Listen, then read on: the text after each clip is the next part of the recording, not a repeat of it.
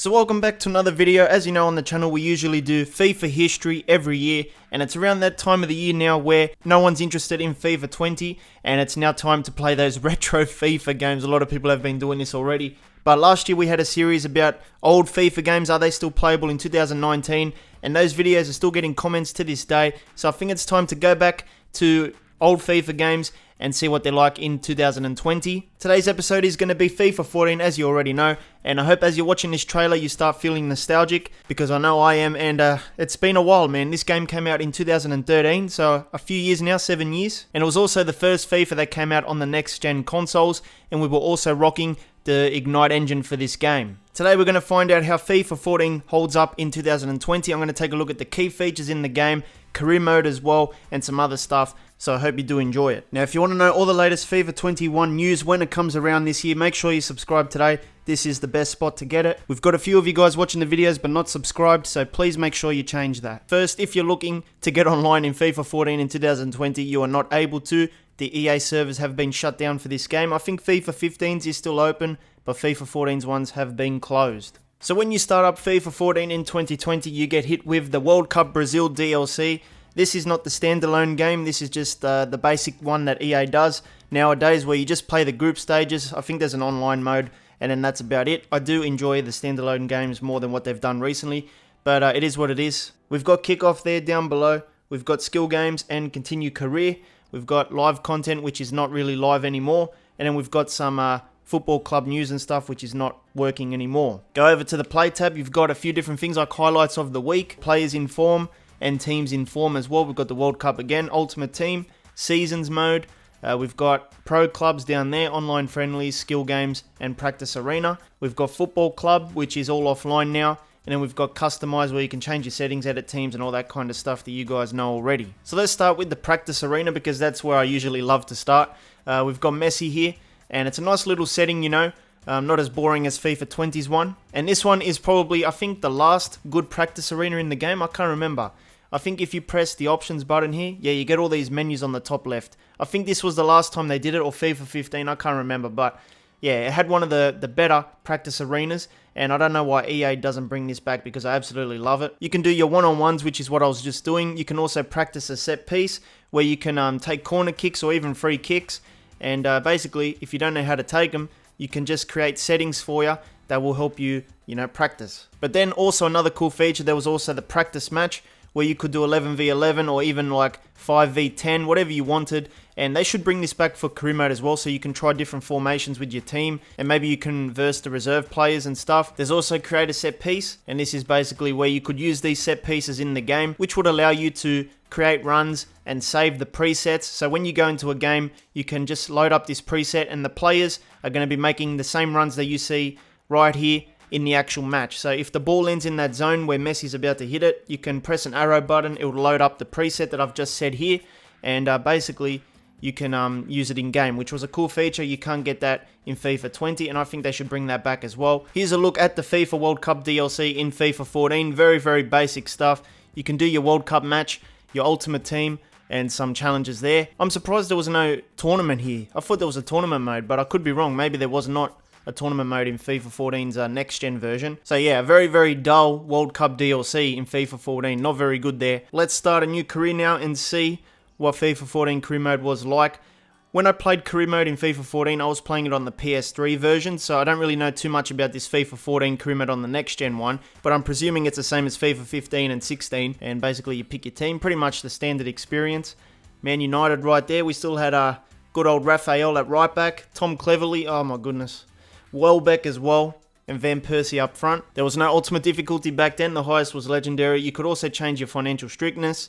There was also currency there, pretty much the standard experience. Oh yeah, the global transfer network was also a new feature that came in FIFA 14 career mode. And there was also no manager customization back then. All you could do was just pick from a tracksuit or something, some skin tones and stuff, but it wasn't really that good because you couldn't see your own manager most of the time. At least we had Sky Sports HD back then in career mode. Right now you don't really get any licensed news outlets in the game, so whenever there was a headline and stuff, it would say Sky Sports HD. It's probably some sort of like marketing thing where Sky paid money or EA paid money, I don't know.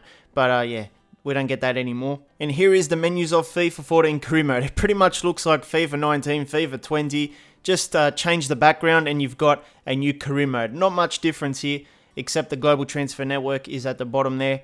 We've got your news. No news tiles back then besides this stuff. No animated GIFs and stuff. But pretty much the news is pretty much the same thing anyway. And then we've got some tables here. The same experience, except EA just changed the layout a little bit. Got your top scorers right there. Your fixtures as well. Pretty much the same stuff. You've got your squad. And you've got different presets as well. You've got your squad report, which is basically become the squad hub now. But at the time, you could see your stats for each player. You could see how they're growing as well in their attributes as well. So this was basically part of the squad hub now. And then we've also got the squad ranking feature, which got removed. And basically it would rank your players from first to last based on their average match rating or their form. Kit numbers right there, so you can change kit numbers. You've got an injury list as well, which you don't get at the moment, which you could check the teams in the competition, which players are going to be injured. And then you've got your global transfer network. Do you guys like the global transfer network? I don't know. I just think it's a little bit stupid sometimes, especially when you got to wait to scout the players and it takes like a whole month to scout them and you don't know their values and their attributes and stuff. I think a lot of people just go to Save FIFA and cheat a little bit. And then we've got the search players, sell players, finances as well. I mean, it's pretty much your standard FIFA 20 stuff. I mean, it's pretty much the same thing, just change the background color. You can request funds. That's a feature that got removed. Everyone remembers this one. Put the money you want to receive if you need some cash, and you can make a promise to the board, submit your request, and then you'll get some sort of email saying that you got accepted or rejected. I wish they would bring it back. It got removed for no reason. You've got some youth staff and youth academy sections, contracts as well, so you could manage the contracts from this tile. You didn't have to go into the squad hub. And then you got your standard inbox as well, which basically tells you all your emails. And then if you check the season tab, well, it looks pretty much the same as FIFA 20. You've got your calendar, your stats there, other leagues as well, and that's about it. So we're looking for players to sign, and this was the old player search feature, where you basically type in a last name, or you could just do some filters. Not as good as FIFA 13s and FIFA 12s, but what do you expect? They brought out the transfer network system, so this is what we got. You have to scout the players before you sign them. But at the time, Griezmann was 22 years old playing for Real Sociedad, and we'll see what we can do here. He had a clueless overall and a clueless wage, but there was a feature called the Inquire feature where you could find out quickly how much the club wants for the player, so we're going to try that out. And the good thing is you didn't have to, scout the player to find out how much the club wants. If you know you want him, the club will tell you how much they want. So in this case, they would consider a bid in the region of 17 million, so we're going to try that. And there was no transfer negotiations cutscenes back then. This is basically what you got, a little book here. I mean, it's quick, but do you like the cutscenes or you don't? I don't know. So we'll make them happy. We'll give them about 22 million. And you could also do set future fee there if you were doing a loan deal. That's a feature we don't get anymore. But we'll submit 22 million. Hopefully they do accept that. And it looks like they have, so they're happy with that. And this is basically your contract negotiations as well. No cutscenes back then, but you could just tweak the numbers here. I mean, it's a quick interface. So some people do prefer these quicker interfaces than actual cutscenes. And it does the same sort of job anyway. You can promise your roles, contract length, and all that kind of stuff. But we'll see if they're happy with that. And it looks like they've accepted. So this is basically what we do. We accept the player, and we are done with that transfer. There was also no friendly tournaments in FIFA 14 career mode. Basically, you got generated some teams. So in this case, we had Lyon and Real Betis, and also Malaga as well. It looks like we have a Community Shield game to play, so we're going to try that out, and we're going to test FIFA 14's gameplay, see if it's any good. There was also a feature called Suggest Next Match 11, so this would basically, if you press it, it would like auto create your squad, and basically it would give you the best players based on form and overall and that kind of stuff. We don't get that in FIFA 20. Not a big deal, but something that was in the game. And I think this lineup is going to do the job against Wigan. It's going to be maybe a tough game because I haven't touched FIFA 14 in about 10 months or so. Back then with the commentary teams, you could have Clive Tilsley and Andy Townsend. I know a lot of people miss those guys, but now we've got Derek Ray, Lee Dixon. So it all looks pretty good. Let's go into the game and let's see what FIFA 14 gameplay is like in 2020. I'm going to give you my thoughts as we play. Before we even get into it, you notice how smooth the dribbling is compared to like the Frostbite era, where it's not too bad, but the Ignite engine was so much more smoother when you're controlling the players and stuff. Everything just feels more responsive already. Alright, so we have a nice little match day presentation here. Who remembers this? There's the trophy. The graphics actually don't look too bad. I know it's the same era of consoles, but Frostbite engine did improve the graphics. But going back to this, it's not too bad, but you can tell that it's a bit old. But it's time to play the game, as Triple H would say. And let's see what it's like. Look at that interception already. Chicharito Looking for Van Persie, who's trying to outrun. And he's not going to outrun anyone. The stadium shadows are already getting on my nerves. But what can we do? There we go, Chicharito again. Looking for Van Persie. It's come to Griezmann. Chicharito, oh, he chips the keeper. What did we do that for? Big chance here. Oh, another save by the keeper. Oh, you could also use created set piece. Let's try that. Can we try that? I don't know. Look at this cutscene for the corner. That's pretty neat. There's a few camera angles that we haven't got in a long time in FIFA games, and it's in FIFA 14 in those Ignite Engine games. But this is a created set piece. As you can see, they're all running to the box. Let's see if we can score. Ferdinand with the header. Oh, good save, good save. So yeah, you can see how useful that created set piece feature is. Like, I just used it right there, and we had a attacking chance. I can't even score a corner in FIFA 20. They've totally nerfed it where, you know, if you take 100 corners, lucky if you score one of them. Here's Griezmann, played up to Rooney, who lays it off. We're trying to get there. Van Persie, just a bit sluggish on the ball. He's the only guy that doesn't feel, you know, too fast, but it is Van Persie at the end of the day. I really like this camera angle for the free kicks and that, because you can just pick your player and it's nice and easy, and you know where the ball's going to go. Played over the top to Van Persie, who's going to get there. Flicks it over. Oh, man, he's just... I'm trying to make him play like Messi, but the problem is he's just a bit, you know, he's not the best dribbler. Here's Griezmann again. Nice. I love this dribbling in this game, man. Oh, what are you doing, Van Persie? Van Persie is a liability today, and the referee's going to blow for half-time. So, as I'm playing the first half, the game feels responsive, you know, it's not bad gameplay. Is it my favourite type of gameplay? Probably not. I think FIFA 15 is a little bit better, but Van Persie's having a shocker. I feel like if the player is agile, he's going to feel very good in FIFA 14. If he's not very agile, he's not going to feel very good in FIFA 14. His touches are going to be heavy and long, but players that are pretty agile, like a Griezmann or something, feel pretty good to use. Chicharito looking for the run of Van Persie. He's going to get there. Can we lay it across? Oh, we cross it, but it goes to no one. And I think it's our throw-in. I hit someone. No, it didn't. It's their throw-in. Oh, man, wasted chance. Oh, I love this as well. Remember when you could actually turn the camera when you're doing a goal kick? Why can't we do this in FIFA 20? Please, someone tell me. Look how easy it is to put it where you want it. Griezmann's making a run. Nice. We'll go down the line with him.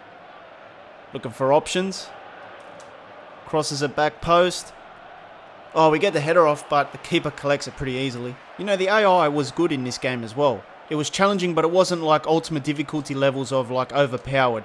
This feels like Wigan is giving me like a challenge. It's hard to score, hard to get past some of their players. So I do like this AI. But here we go, here's a chance. Van Persie letting me down again, my friend. I mean, this AI is pretty much perfect, you know. They're trying to score against me, they probably will. And somehow he missed, I don't know how. I mean, it was set up for him on a platter. How did he hit it wide? Here's Rooney. Oh, Van Persie's making a run. Is he onside? I don't know. I think he is. Can we score? Oh, he hits it wide. I mean, it was a big chance. 5 minutes to go. Van Persie on his left foot as well. Oh, hits it wide. All right, let's see if we've got any firepower on the bench. We've got Nani. We'll see what Nani can do. We'll bring him in for Rooney. Van Persie's got to come off. He's had a shocker. We'll try Welbeck. I'm still surprised by the graphics. I thought it was going to be worse, but the Ignite Engine wasn't too bad with the graphics. Like, the grass looks pretty good. Nice colours. You've got the shadows as well. Kits look pretty vibrant. It wasn't really bad at all, man. Yeah, here we go. The 90th minute scripting's going to kick in. Back post. Oh, no, it's over, boys. Oh, it's over. I knew it. The 90th minute scripting. Yep, it's in every FIFA. You can't do nothing about it. No one was even marking him. Who was marking him in the back post? He just lays it off. I try and block it, but, of course, EA decided that it had to go in, and it did go in. Well, it looks like Welbeck can't save me today. I come back to FIFA 14 after 10 months, and I cop another loss. There's a lot of offsides in FIFA 14. I don't know if it's just me, but there's so many that I cop today. So, I mean, it's pretty much game over here. This is like the final free kick, and that's pretty much it. Yep, referee calls it. We cop a 1-0 loss in the Community Shield final. Let's see if there's anything different to this cutscene for the trophy celebration, because I think EA has not changed it much over the years. It looks a little bit different, but I think it's going to be mostly the same. At least the subs celebrate with the actual first 11. We've got a nice little slide. We don't even get that in FIFA 20. Come on, EA. Just bring back some old stuff, man. At least it gives us something new to look at. And here we go, the standard presentation. Yep, there we go. The 3 referees sitting there, or standing there. Oh, that guy was shaking hands with one. That's pretty cool. The captain coming up here. Generic goalkeeper kit. shaking hands with a manager. Is that the manager there? I don't know. Is that the guy? So it looks like it's the guy that gives him the trophy. And that's it. That's your trophy celebration in FIFA 14 career mode. So it's definitely playable in 2020. I think I'm going to go back and play these old FIFAs, man, because it feels like more fun than FIFA 20. There we go. We get an extra scene here. But yeah, my experience today has been very good. I enjoyed it. FIFA 15 is a game that I look forward to trying out as well. But I think I'm going to try and do these retro FIFA career modes in my private time. I've given up with FIFA 20 career mode, man. Those Invincibles and all that just turned me off. So I'm going to try and play some old FIFAs. See how we go. But yeah, it was pretty fun today, even though we lost. It's just nostalgic, and I do enjoy that. So I hope you did enjoy my tour of FIFA 14 in 2020. If you want to watch another FIFA 20 video, make sure you check this one out. Hit the card in the middle. It'll take you right there. I'll see you next time.